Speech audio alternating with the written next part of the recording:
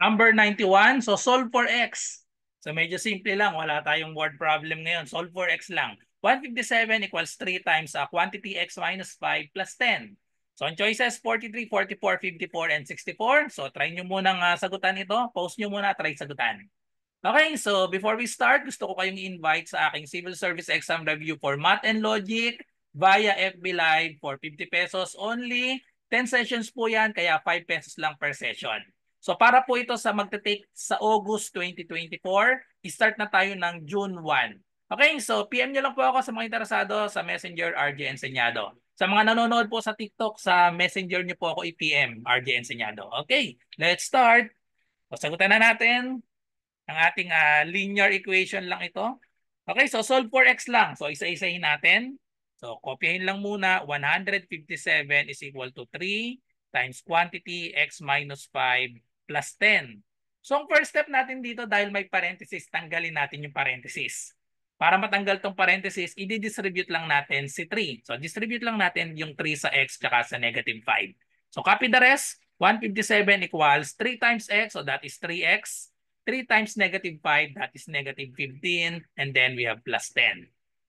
So, combine natin itong dalawa. So, we have 157 is equal to 3x, negative 15 plus 10. Mas malaki yung negative. So, therefore, isasubtract natin. And then, negative dapat yung sagot. Negative 15 plus 10 is negative 5.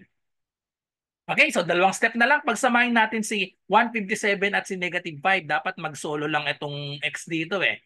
So, lipat si negative 5 sa kabila by adding 5 to both sides. Opposite dapat para makakancel. Add 5 to both sides. So, 0 na ito. 157 plus 5, that is equal to 162 equals 3x. And then last step, divide both sides by 3. So, divide both sides by 3. Cancel na ito. Therefore, the value of x is, so i-manual natin, 162 divided by 3. 16 divided by 3, that's equal to 5. 5 times 3, we have 15. Subtract, so we have 1. Bring down 2. 12 divided by 3 is 4. So therefore, so multiplyin ulit natin. 4 times 3, 12. Wala nang remainder. The correct answer is letter C, 54. Okay, so ganun lang kasimple.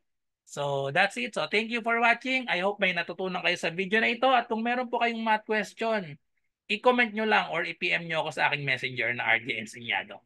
So good luck sa lahat na nagre-review. Kita-kita po tayo sa mga susunod pang math reviewer para sa civil service exam. Bye-bye and God bless.